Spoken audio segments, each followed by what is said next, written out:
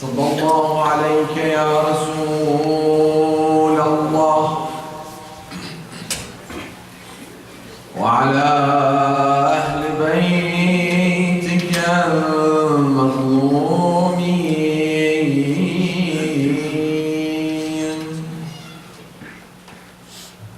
صلى الله عليك يا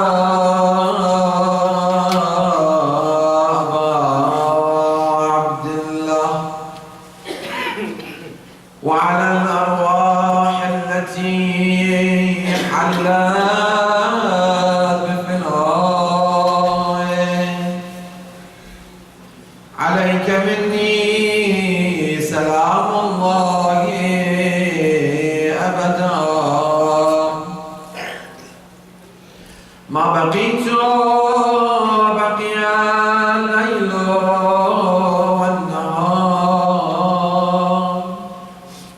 ولا جعله الله آخر العهد مني لزيارتكم السلام على الحسين وعلى علي بن الحسين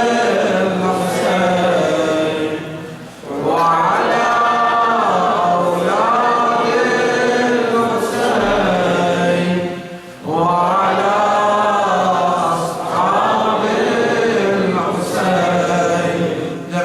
ورحمة الله وبركاته صلوات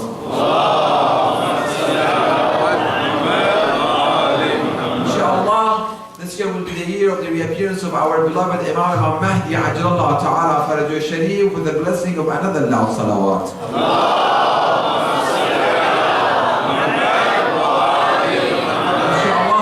Gathering tonight will be amongst his companions and his soldiers and his sincere servant with the blessing of another loudest of your salawat.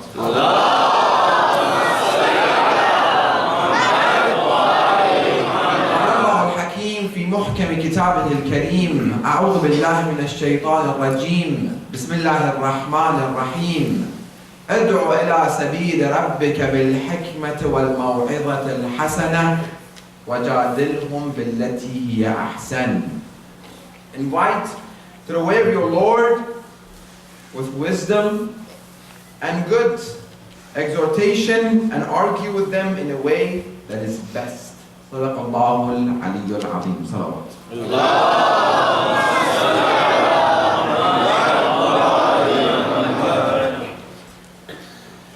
One of the lessons that inshallah will take from the movement of Imam Hussein alayhi salam and from Karbala and from Ashura is how to invite people to the way of Allah subhanahu wa ta'ala.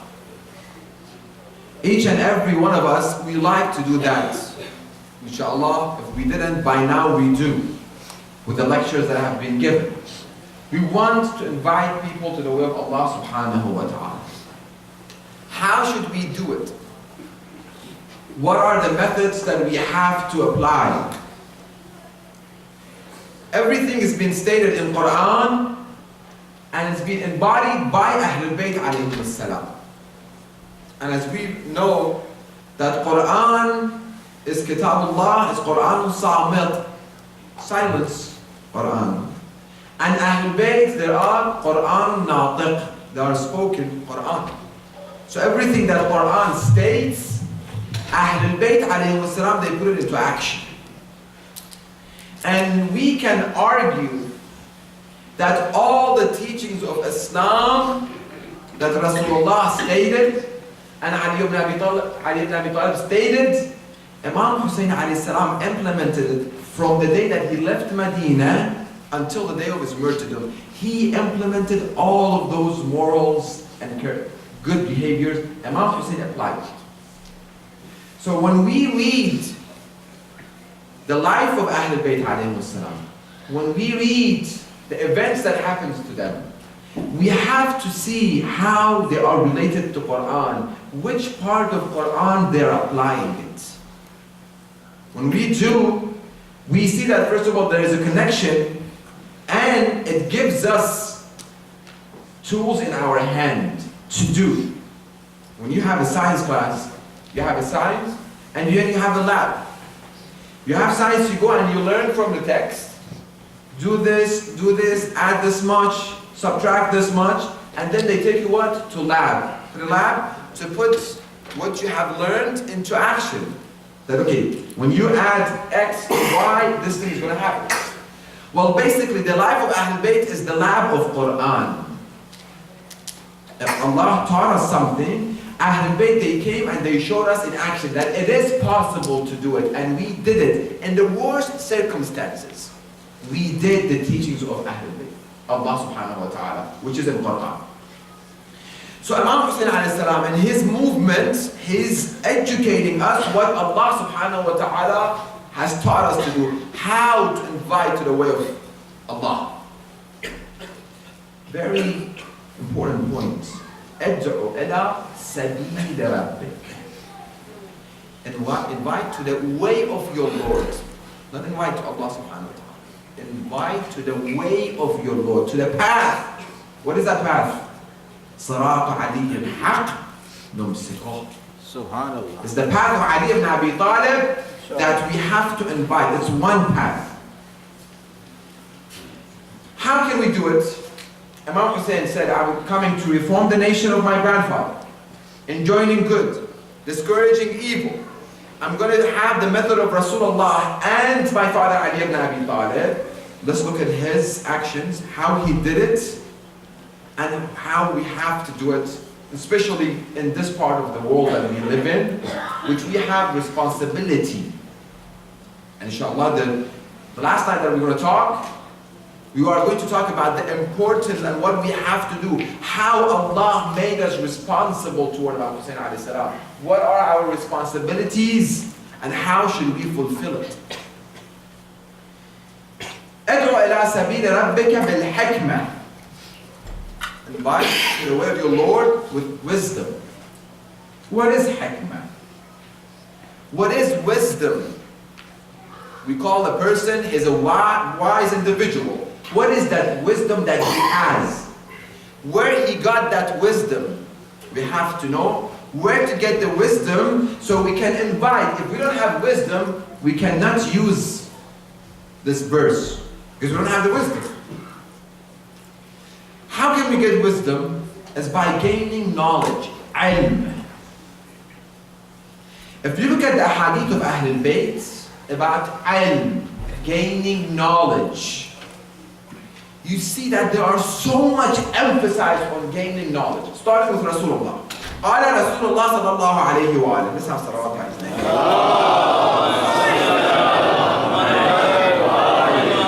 طلب العلم فريضة على كل مسلم ومسلمة. طلب العلم, gaining knowledge, is فريضة. It's wajib upon every man and woman. Muslim men and Muslim women. It is wajib. It's Rasulullah saying.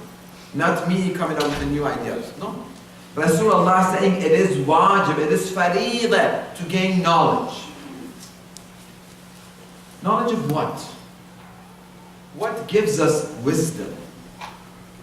What gives us that tool so we can take to invite people? Science is a good knowledge. Math is good knowledge. Physics, they're good knowledge. Chemistry, all of those secular knowledge, they are good knowledge. We have to have for our benefit. But are they giving us wisdom? You see the number one scientist on earth, X. Is he a wise individual? Has he reached the level of wisdom that he can tell, okay, whatever he says, it's really wise? Usually scientists, they are not wise. Why? Because everything that when you study within science, you come up with a theory. And then you put that theory into experiments, either proven right or proven not right. And then you leave room for people to come after you to say, well, this is what he got, this is where he reached. Where we are reaching now, falsifies what he reached. Many times, science books, science theorists, they come up with an ideology, they come up with a theory, they prove it during their time that this is the right way of looking at this theory. This is proven. Another scientist comes and proves them wrong. No, you are wrong. This is not wisdom. Hikmah that Allah subhanahu wa ta'ala is talking about is not that you say something today is good, tomorrow is no longer good. It doesn't have benefit. What kind of wisdom is this? But when you come and you see what kind of knowledge gives us wisdom, it's a knowledge that is the truth. If you remember, just reminding the truth. And it is absolute, and it is provable, and it is consistent. It has consistency. From 1400 years ago until now, the knowledge of Ahl Bayt is the same thing. It hasn't changed. Halal Muhammad halalun ila yawm al-qiyamah, and haram Muhammad haramun ila yawm al-qiyamah. Everything that Rasulullah said is halal 1400 years ago, it's halal today, and it's halal until the day of judgment. Everything that he said is haram 1400 years ago, it is haram today, and it is haram until the day of judgment. And every day that we move forward, we find scientific proof to prove what is halal. It is halal, it is good to our benefit, and whatever it is haram because it hurts us. 1400 years ago, they didn't have all of these experiments and these scientists lab, so what they did, Rasulullah said, just believe in me. What I'm saying is right. It will come a time that people will come and they will experiment what we have said, and it is halal and it is mustahab. When you look at our mustahabat, which is recommended, not wajib, mustahabat are recommended. For example, it is recommended to eat with your right hand with 3-4 fingers. Eat with your hands when you eat food. Which I like this culture of within the Indo-Paki community, they eat with their hand, and I really love it. Enjoy it. And now it's proven, and then it is recommended, mustahab, when you're done, to lick tip of your fingers. Scientists have researched that when you lick, there are material being produced by the tip of your finger which helps you digest the food. And when you lick, Rasulullah used to do it. There's a kitab, Haliyatul Muttaqeen. It talks about all of these mustahabbat. And when you look at these mustahabbat, they are amazing. That how Islam is really, really, really specific in every detail of our life. Do's and don'ts. Not wajib, because Allah knows even our wajibat is behind. So He didn't want to punish us. He said, okay, these are mustahabbat. If you want to do it is to your benefit. When to sleep, when not to sleep. When to eat, what not to eat. How to go to the bathroom, how to get out of the bathroom. Everything that you think of it, every action that we do, how to get married. The relationship between wife and husband, every single detail is been there. We don't read, we get sick, then we go to the doctor, get prescription, side effect, and then another prescription to cover this side effect, and then another prescription. Look at Tabb al-Sad, Tabb al-Rida. Eat this kind of fruit is good for you. Eat this is good for you. Everything. One of my hope and wish is that one day, inshallah, if I become a millionaire, I will establish a science lab, complete science lab. And I bring scientists, and I tell them, okay, sit. And start examining all of the wajibat and muharramat and mustahabbat. When a person listens to music, why music is haram? Let's look at his brain. What happens in his brain? Let's examine it. When a person lies, what happens to him, to his physical body? What happens? When he gossips, what happens? Imagine if we get those data and we introduce it to the world, what will happen? Subhanallah. Inshallah, one day. With the help and with the blessing of Ahl Bayt. So what gives us wisdom is not science, is not math. I'm not saying don't become mathematicians. No, they are good knowledge to their side. They're good, but they don't give us wisdom because they change every day with a new theory. What is the knowledge that gives us wisdom? Is the knowledge that has given us by Allah via Rasulullah, via Quran, and Muhammad and on Muhammad.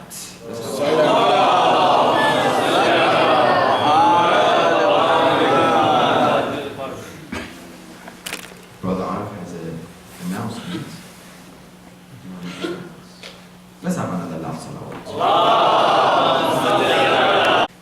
Wisdom comes from Quran, ilm comes from Quran, and ilm comes from the teachings of Ahlul Bayt.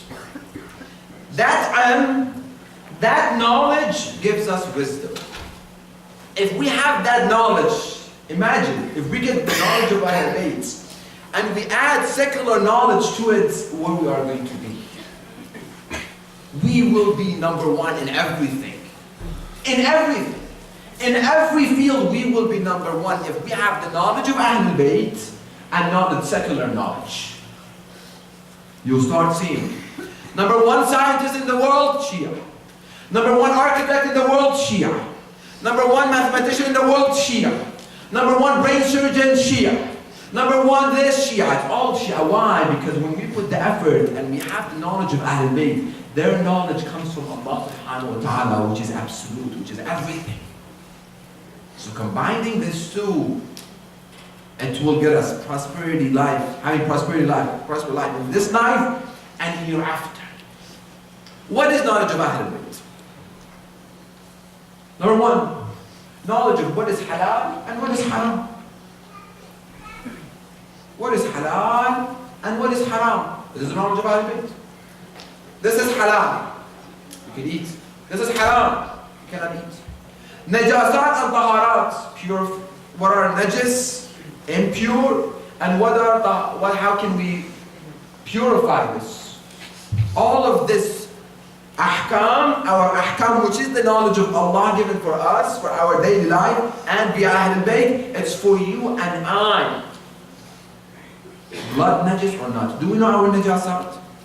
Do we know how to purify it? Or if we don't know it, action plan. Even if I think I know it, I have been raised with a really good religious family, I know all of the things. Action plan of tonight, we have to go back to the result of the marja' taqleed that we follow and see the issues and the fatawi that is related to us. I'm a doctor, I have to know Masail Shaikh. First of all, my Salah, the young individual, age of 25, came to my office and he said, Shaykh, I don't know Salah, I don't know wudu, I don't know Salah. I said, okay, go ahead, do wudu. Come, I'll teach you. He's 25. This shows that his parents haven't done their job for it. I told him, go do wudu and come. He went outside and he came back, he said, Shaykh, I don't know wudu either. I said, okay. Let's go learn wudu. If I don't know it, let's ask. Not knowing is really good. Not asking is very bad. You don't know it, you don't know, nothing to be ashamed. Nobody told you, nobody informed you, I didn't know. But not asking, Allah will say, why didn't you ask? Why didn't you go research? Why didn't you read? Didn't you have Risala? Risala, Maraja' Taqleed, it's in English, Farsi, Arabic, Urdu. Find it, get it, read it. The first couple of chapters is something that each and every one of us must know. At least, first couple of chapters. Mutaharat, Najasat, Salah, Zakah, Khums, Saum. Jihad, we don't have to know, we're not going to go to Jihad. Hajj, when we're about to go to Hajj, we're going to learn about Hajj. I don't know that much ahkam of Hajj either. I know a little bit of it. I haven't been to Hajj yet. But before I go, I'm going to go learn it. Salah, I have to pray every day. It's the place that I'm praying. Is it tahir or is it najis? How, if this place becomes najis of blood, how should I purify it? It's not just bring a napkin and remove it and it becomes tahir. No, it's clean, but it's najis. I cannot pray. If I have a wet, if my feet is wet, I walk on this place that was already blood or urine, and I start walking somewhere else, I make the whole house najis. My salah is not accepted. Do we know what are the najasat? Do Do we know how najasa are transferred from one place to another place? Do we know how to purify it? All of these things are stated in Risala, our Maraja' Tahdeed. They have worked hard, they have looked through thousands of ahadith and the verses of Quran to get us these fatawi. We have to go and find and read it. Starting tonight, that is action. What other knowledge do we need to have which gives us wisdom? Usul al-Din. I went to a community, one part of the America. Kids aged 15, 16, 17, 18. I told them, okay, we're going to talk about Usul al-Din. Can you name me Usul al-Din? They say yes. I said, alhamdulillah, they know Usul al-Din. What is it? Salah. Shahada. Jihad. I was like, hold on. This is not the Shia Usul al-Din. This is the Sunni Usul al-Din. Where have you learned this Usul al-Din? Guess what they told me? Unanimously, about 20 of them. Our history class in the school, in the high school, they teach us history, they go to the religions, different part of the world have different religion. They come to the religion of Islam. The religion of Islam has 5 pillars. These are the 5 pillars. This is what we know. I told them, no, this is not Usul al-Din that we have. Our 5 pillars is Tawheed, Adl, oneness of Allah, justice of Allah, prophethood, Imamah, Qiyamah. They're like, no, we don't know about this. I was okay, then I have to start from the beginning then. Do we know Tawheed? Do we have reason why I'm Muslim? I was invited to university to give talk. I was sitting and a Christian. They would ask us, why are you Muslim? Why are you Christian? They ask me and they ask me, why you follow Quran? Why you follow Bible? Then I thought to myself, okay, let's let me write, why am I Muslim? Well, typical answer we give, well, my parents are Muslim and I'm Muslim. My parents are the followers of Ahl-Bayt, I'm the follower of Ahl-Bayt. My parents did this, is this a rational reason for myself even? For my kids? Have I given them this education of what is Tawheed? Why we believe in Allah subhanahu wa ta'ala? Why rationally Allah must exist? And He only should be one. If it's 2, it doesn't make sense. Do we have these excuses? I have about 35 nights lecture about Usul al-Din. And not only Usul al-Din to believe, Usul al-Din in action. Tawheed of Allah is not only believe, it's in action. Which when we come and we dissect it, we see many times in our life we have become kafir. We have 2 kinds of kufr. Kufr that you go out and you worship idols. Another kufr is small kufr, like 1 minute, 2 minutes, 1 hour you become kafir. It has a lot lengthy discussion for itself. And I don't believe in justice of Allah. They start the youngsters asking questions. If Allah is just, why kids are born with deficiency? What is the problem with this case? If Allah just, why people are dying of hunger? We have answer to this question. This is part of our belief that we have to believe in. If I don't know the answer, and I won't be able to transfer this to my kids grow up, a person will ask them this question, next thing you know, he's agnostic.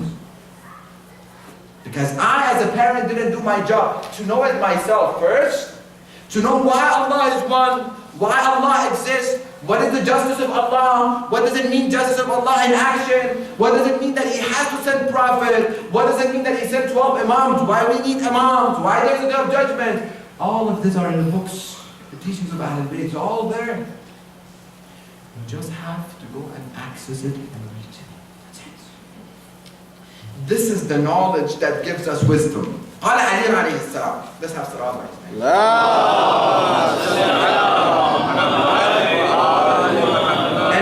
إن طلب العلم أوجب عليكم من طلب المال. Gaining knowledge, going after knowledge, it's more important, it's more wajib than going after gaining rizq and mal. Imam continue. أن المال مقسوم مضموم لكم.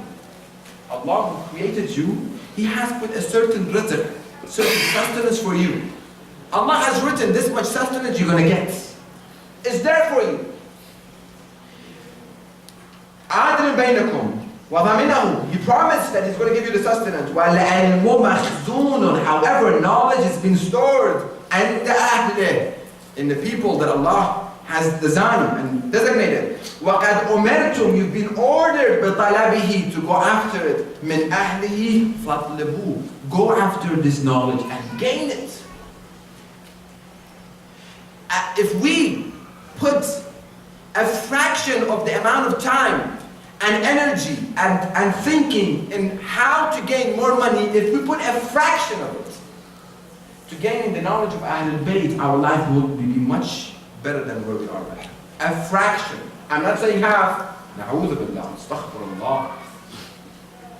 You're putting 8 hours thinking, working. From that 8 hours, add 1 hour gaining the knowledge of Ahlul Bayt.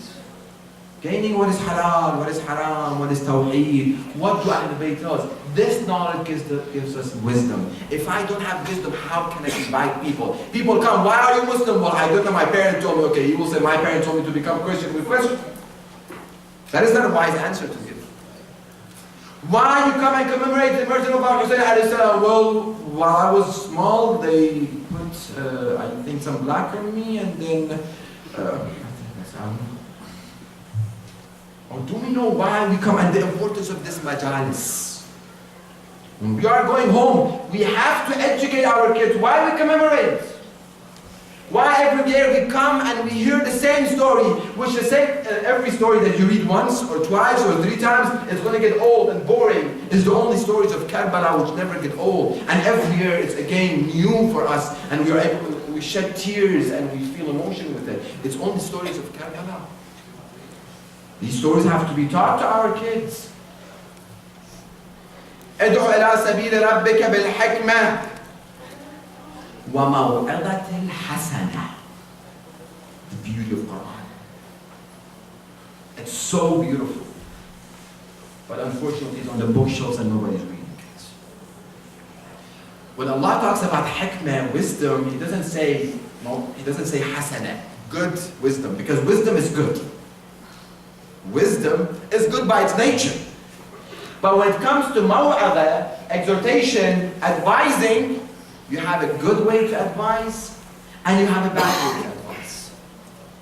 Then Allah said, maw'adhatun hasana, good exhortation. Because there's a bad way to say it. First, we have to know why we do what we do. Why salah is wajib. Do I know it? Or I have to pray. If I don't pray, my father's not going to buy me the Xbox, so I have to pray, inshallah. I remember my father. Because I need this game, I pray. Is that the reason why we pray? Or will we get order? If I pray, I have a business. If I pray, Allah subhanahu wa ta'ala will grant me. If not, He's going to take my career away from me. So make sure that we pray. Why do we pray? Why do we fast? Why do I need to wear hijab? Do I have a reason for it? If I have reason, that gives me firmness to believe what I believe. If I don't, it's really shaky. And it becomes shaky, slowly, it's gone. So how to make it firm? First, we need wisdom. First, to gain the knowledge. And then, we have to advise. How to advise? We have good way of advising and we have bad way of advising. Number 1, the wording that we use, it should be good wording. Number 2, the mood that we are in, it should be a good mood. Not a mood of humiliating. You didn't know? Shame. Come here. Come here. Nobody taught you here? Come here, let me show you. You humiliating him. Imagine what, guess what? He's not going to learn anything from you. That's it. As soon as you have this mood that you try to humiliate, that you have more, you try to show I have, you don't have, that's block. That's it. He's not going to get anything. That receiver is completely stopped from gaining what you are about to say. So you see, good way to say it. Tone. I told you to pray. Well, guess what? From tomorrow, it's not going to pray. Because every time, the West knows how to condition our mind. They have conditioned our mind. We have to use the same technique to condition our kids' mind and our own mind. When they, unfortunately, that is part of some of the munkar. When we hear Quran, what comes to our mind? When we hear recitation of Quran, what comes to our mind? Death, Fatiha. Because that's the only time that while we were growing up, the only time that we heard the recitation of Abdul Basit is that somebody has passed away or is a Fatiha. That's the only time we heard what? Quran. So when we grew up, the older we get, our mind is conditioned. Quran equals what? Death, grief, crying, sadness. Why don't we start reading Quran when we have marriage? Okay, we have a marriage. Alhamdulillah, there's no music in it. We're going to start our program with the recitation of Quran. Happy occasion. Quran. The kids that are playing there, their mind is becoming conditioned. No, Quran is happiness. When you have the tone of Salah, well, his mind will be, if I don't pray, punishment. His mind is conditioned. I have to pray in order not to get punishment. But when you tell them, okay, Salah, here's something for you also. You give them a gift, they're happy. I think if you start Salah from today, they will be great. We're conditioning their mind. That Islam is not religion of grieve and cry. Cry has its own time. Happiness, it has its own time. You see how the tone plays an important role? Not humiliating, not in front of the crowd. As we said also, Amr bil Ma'ruf and Nahy anil Munkar. We see somebody is doing something wrong, is a sin. Everybody leaves, we go aside and we say, I think you did wrong. I think your hijab was wrong. One or two hair was out. So let me say something about the sister. If I have the hadith of Ahl-Bayt, I'm not trying to scare you. I'm not trying to say, no, Allah is merciful, but at the same time, He says, Shadidul Aqam. Every one hair that is out, one hair, alhamdulillah, I don't have hair. Every one hair that is out of your hijab, a hadith said every one hair is a well of hellfire into your graveyard. One hair. Forget about the regular continue. But alhamdulillah, our community, inshallah, there are more toward hijab. So not as soon as some person walks in without hijab, everybody's like, astaghfirullah, haram, haram, get out, get out. No. And slowly, one person gets to be friend with them. We build a friendship. Okay, I think hijab, don't you think it's hijab? Why we wear hijab? What is the importance of hijab? We have to educate them, wisdom. If I don't know why I wear hijab because my parents told me, how can I invite them to wear hijab if I don't know why I'm wearing hijab myself? So I have to know why I wear hijab. I have to be convinced that hijab is good for myself, as to my benefit, and then I will be able to maw'idatun hasanah, advise in a good way. Many of us, we know, for example, smoking is bad. But we still smoke. Because after really oily food and spices, getting out a cup of tea and smoke is the heaven. I don't smoke, but I've heard. We know it, but bringing it into our action is difficult. I know hijab is wajib, but wearing hijab psychologically, when I leave the house, if I'm not wearing hijab, when I leave the house, I feel uncomfortable. Everybody's looking at me. Nobody's looking at you. I went to the University in Toronto, Mississauga, this Friday. MashaAllah, I saw a lot of muhajjab. It's all about here. I have to be convinced. Nobody's looking at you. You are the same person as before. You're putting something in your head. You're covering yourself. You're becoming modest. You're following the footsteps of Fatima to Zahra salamullah alayha. You should be proud of it. You're following the footsteps of Sayyidina Zainab.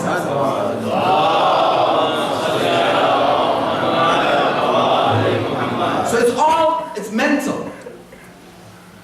They bring their hand to shake. I'm not going to shake hands, sorry. That's it. It's all about here. No, this is my belief. Like it? Like it. You don't like it? Sorry. That's it. If we, as a community at large, if we all start doing what Islam told us that is wajib and do it, and everything haram that we avoided, we would have converted half of the Canadian to Muslim, if not all. If we would have done all of the teachings of Islam, if that nobody can see it. Because when they see consistency, everybody is doing this. Well, what's up with these people?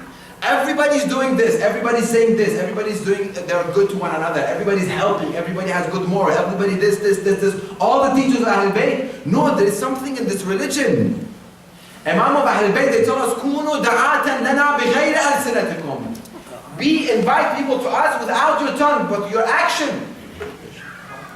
When they see you, they say, oh, this is a Shia. It's Shia. What? MashaAllah, moral, outfit, looking nice. Who says Muslims have to look ugly and not up to date? No. Wear brand names if you can't afford it. And after you have paid your charitable things that you have to pay, you have put. Well, before I became Shaikh 4 or 5 years ago, I used to wear brand name. We have to look nice. Rasulullah, do we know that every time that he used to leave the house, there was a bucket of water, he used to come and comb his beard every day. He would use cologne every day to look nice, presentable. People were attracted to the Prophet before he started talking by his appearance and his akhlaq.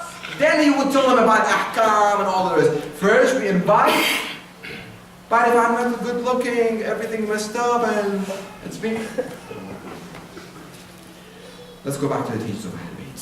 Maw'idatun hasanah. Okay? We done maw'adah. Very key points that we have to keep in mind. Allah will reward us for our strides. Not He will only give us if we accomplish. If we put the effort, Allah gives us. Prophet Nuh, ala nabina wa alayhi salam, he preached for 950 years. How many years? 950 years he invited people to the way of Allah subhanahu wa ta'ala. How many people at the end of the day, they became Muslim, they believed in him? Handful. 950 years. He tells people, Allah, day of judgment, be good to one another, do good deeds.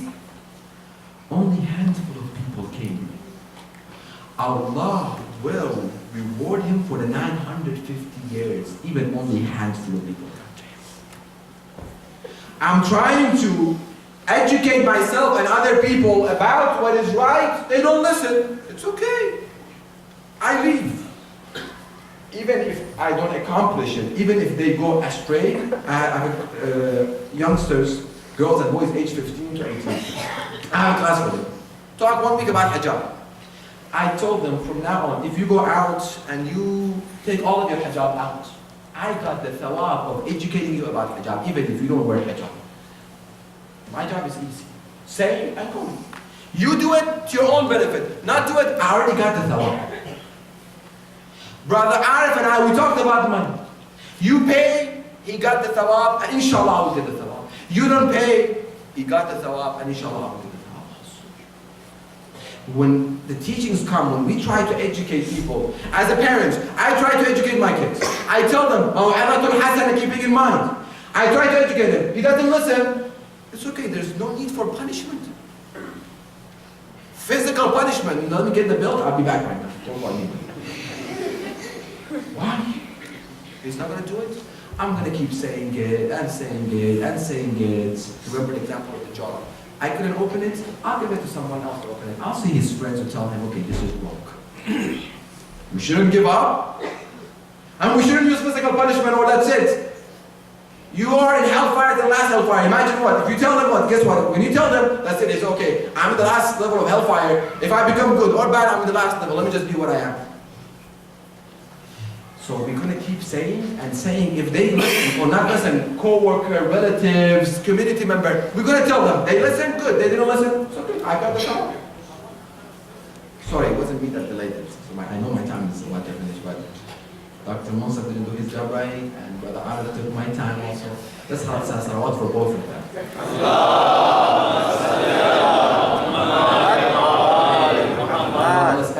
Each and every one of you guys who serve Imam Hussein, I kiss the hand and the feet of each and every one of you guys who serve Imam Hussein alayhi salam, because you are being accepted by Imam Hussein. Know your own value that you're sitting here. You really, really have a value. We finish with Maw'adah. Then Allah continues, وَجَادِلْهُمْ بِالَّتِي هِيَ أَحْسَنُ.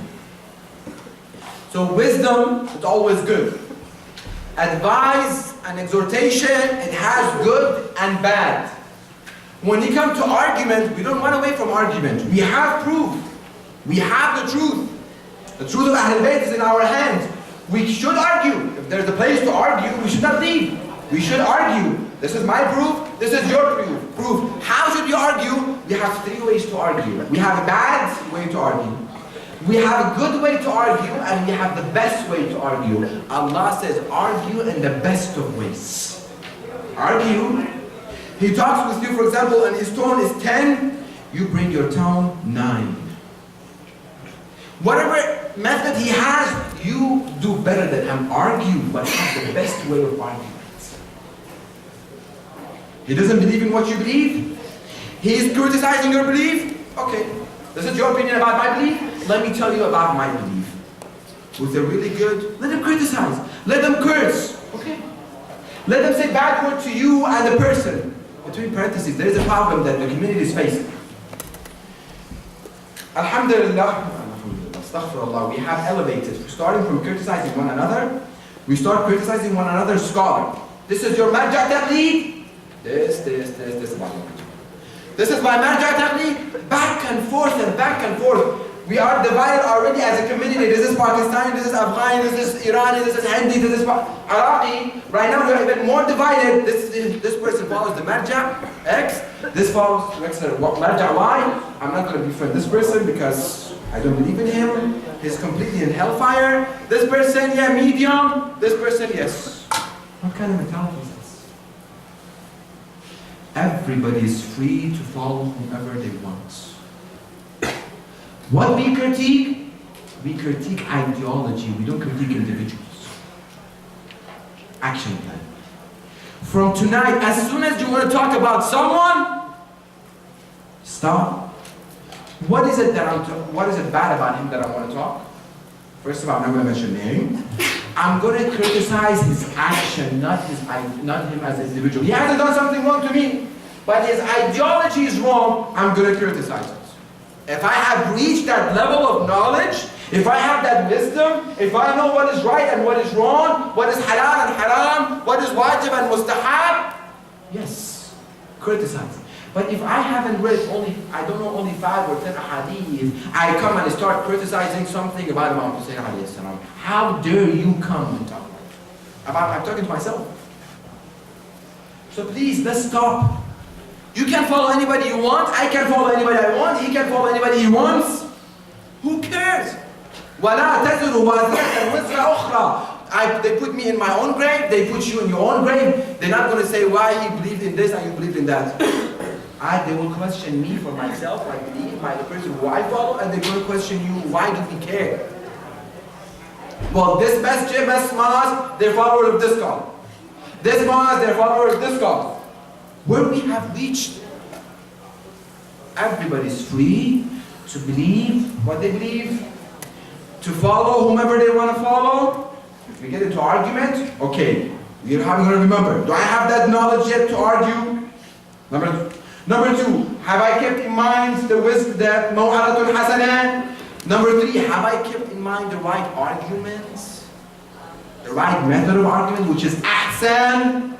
Then let's say, my marja', I believe my marja' says this, I follow him because of these rulings, you follow him because of these rulings. Alhamdulillah, at the end of the day, we're both brother, I love you, you love me, ma'as-salama, khuda-hafiz, adios. That's it. I don't have to force my opinion to you. If Ali ibn Abi Talib didn't force his belief upon people, as we said last night, how can I come and force my belief into you? And that's something that we have to keep in mind. Believe we cannot enforce and tell people you have to believe. You know, kids, we have the problem with our kids, they don't like vegetable, yeah? Unfortunately. As soon as they get the plate, they don't eat vegetable. True? You can force them to eat, but you cannot force them to like the vegetable. That they don't like it. They should eat vegetable. Action plan for the kids also. Eat vegetable from tonight. So we cannot force them to like it. We can force them to eat it, but we cannot force them to like it. He's going to eat it because he knows if he doesn't eat it, that's it. 5 hours away from his game. So he's going to eat it. But you cannot implant that like in him if he's not educated. That's why eating vegetables is good. The same thing applies for belief. This is what I believe. I cannot enforce it in you. That you have to believe as I believe. No. A wife follows a person. Husband follows another person. Son follows another person. Freedom. Habibi, freedom. This is what I believe. We action plan. From now on, we should not enforce our ideology, our belief, the person who we follow, what we like on anybody. This is what I like, I'll do it myself. You don't like it, don't do it. No, I tell my husband, I like the food this way, you have to. You like it? You look at yourself. It comes to the belief also, if you do something by force, if you pray by force, that salah is not valid. It's not accepted. Because you prayed by force. Well, the kids shouldn't say, okay, we go home. Dad, you heard the Shaykh say, you cannot force me. That's it. From tomorrow, I'm not going to pray. No. You should pray. You should know why you have to pray and ask your parents and challenge your parents to tell you why you have to pray. And if you commit a sin by force, you're not going to get sin for you because you don't have to choose. They forced you to do it, and you did it. We can see this within the life of Ahlul Bayt, and especially Imam Hussein. From the time that he gets from Karbala to reach, from Medina to reach Karbala, he says, people, this journey ends with death. Education. Wisdom. After wisdom. Hussein ibn Ali, my grandfather is Rasulullah, I'm going out to reform, I want to enjoy good. It's all giving knowledge, giving wisdom. After wisdom, after wisdom. Every part that he stood, every place that he stood, and there were a group of people, he said, people, I came to reform. This is what I'm trying to do. I know the ending will be death. If you like, join me. If you don't like, don't join me. You see that? No force. Continues, continues, continues. The night of Ashura, people that said, tomorrow it's going to be death. You're going to die. All of you guys shaheed. Which commander will do it at the night of battle? Which commander will do it? At the night of battle, you make sure everybody's there, everybody's ready. Imam Hussein says, I'm going to turn off the light. If you want to leave, leave. I'm not forcing you to stay there. You see the wisdom? You see Imam Hussein has embodied this verse within himself. He stood in front of people. People, you wrote me to come. I came. You don't want me? I go back. I'm not going to come force you that I have to become your Khalifa. You don't want me? I'll go back.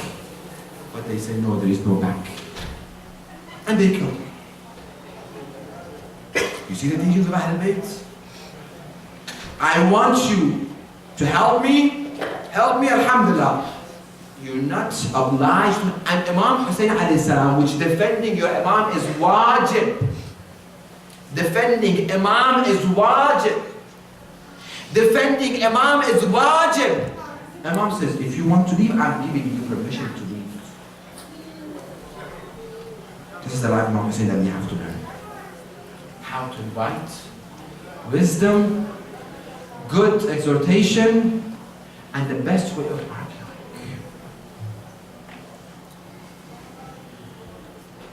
Ali al-Akbar comes to Imam Hussein alayhi salam. He says, Father, they are going to kill us, and we are going to be killed. Imam Hussein replied, yes. And Ali al-Akbar replied, are we on haqq? Are we on the path of truth? Imam Hussein replied, yes. Ali al-Akbar said, alhamdulillah, let's continue. He didn't have doubt. It's for you and I to hear it. Ali al-Akbar comes and he asks permission from his father to go to the battlefield. He is the first of Bani Hashim to go to the battlefield. Imam Hussein alayhi salam doesn't hesitate. He loves his son, but he wants to show to Allah subhanahu wa ta'ala, oh Allah, I'm sacrificing my son for you. I'm not going to hesitate when it comes to sacrificing even my son for you. I will give him permission. Ali al-Akbar is given permission as soon as he asks. Imam Hussein said, go on my waladi, go on my beloved son, go become murderer for the path of Allah subhanahu wa ta'ala. And Ali al-Akbar starts going to the battlefield. Imagine yourself, you are a father. You have worked tirelessly for this kid to grow up, for you to see his judgment, for him to be there in a time of need that you're going to be alone. You need and you see him. Imagine yourself, you have this son walking in front of you, going back and forth, and he's saying, yes, Baba. Naam, Baba, and he's helping you. Right now, he's going toward the battlefield, which you know he's going to be killed. What is going to be your feeling? While Ali al-Akbar was going to the battlefield, Imam Hussein alayhi salam says, Allahumma ashhad, oh Allah, bear witness. اللهم اشهد إنه قد برز إليهم غلام أشبه الناس خلقا وخلقا ومنطقا برسولك. Oh Allah, bear witness.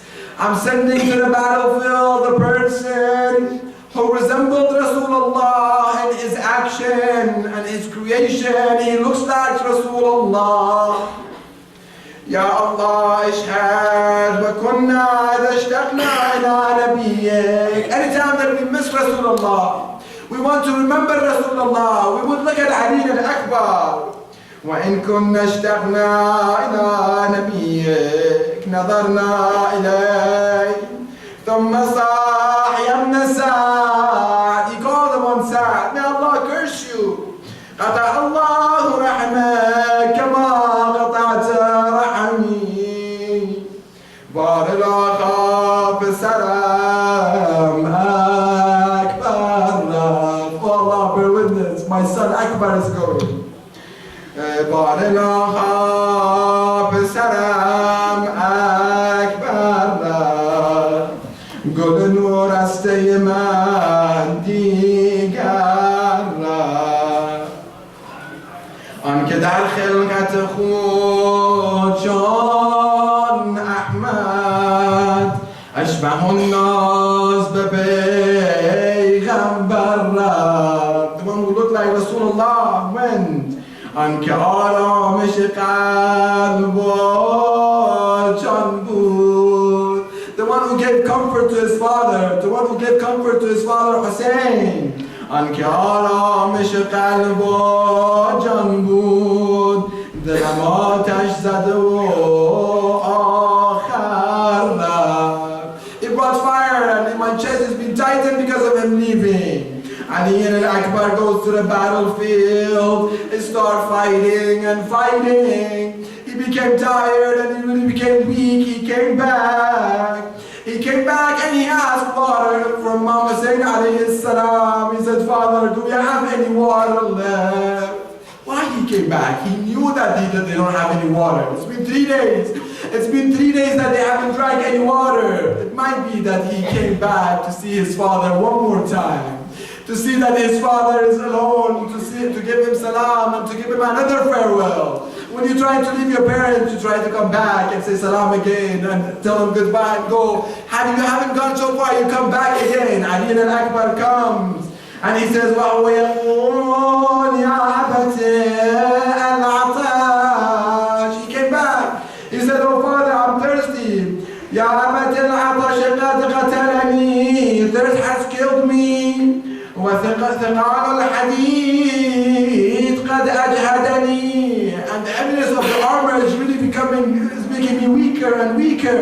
Imam Hussein alayhi salam tells him, go back my son, go back and fight the enemy of Allah. Ali al-Akbar goes back to the battlefield. He's been surrounded by the enemies and he's been been fighting and fighting until Al-Ain hits him with a sword on his head. Ali al-Akbar falls to the ground. He calls his father, Ya Abata, alayka minni salam. Oh father, my salam to you. Hada jaddi Rasulullah.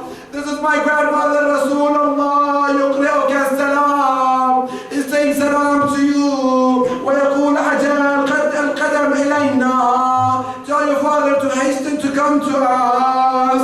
And then Ali al-Akbar, Sayyidah Zainab leaves because he sees that Imam Hussein is sitting next to the body of Ali al-Akbar. He's about to die. Because of this sadness, he's about to die. And Sayyidah Zainab calls, Ya Akha, Ya Ibn Akha, oh my brother, and son of my brother. She comes next to the body of Ali al-Akbar. They start crying and crying. And then Imam Hussein alayhi salam, he calls the youth of Bani Hashim. He says, youth of Bani Hashim, come and help me. I cannot take the body that has been cut into pieces. Come and help me take Ali al-Akbar back. He says, in Farsi we say, Jawanane, let's do matab. Jawanane, Bani Hashim, Hiyayin, Ali Rabar, Tarikhime, Resayin, Hussein Janam, Hussein Janam, Hussein Jan. Everybody, Hussein Janam, Hussein Janam, Hussein Jan, Hussein Janam, Hussein Janam, Hussein Jan. Khuda danad ke man taqat nadaram. Ali ra dar khayme besadam. Hussein Janam, Hussein Janam, Hussein Jan. Louder. Hussein Janam, Hussein Janam, Hussein Jan. Allahumma ala al-qawm al-zalimin. Matam ya Hussein. Ya Hussein, Ya Hussein, Ya Hussein, Ya Hussein, Ya Hussein, Ya Hussein, Ya Hussein, Ya Hussein.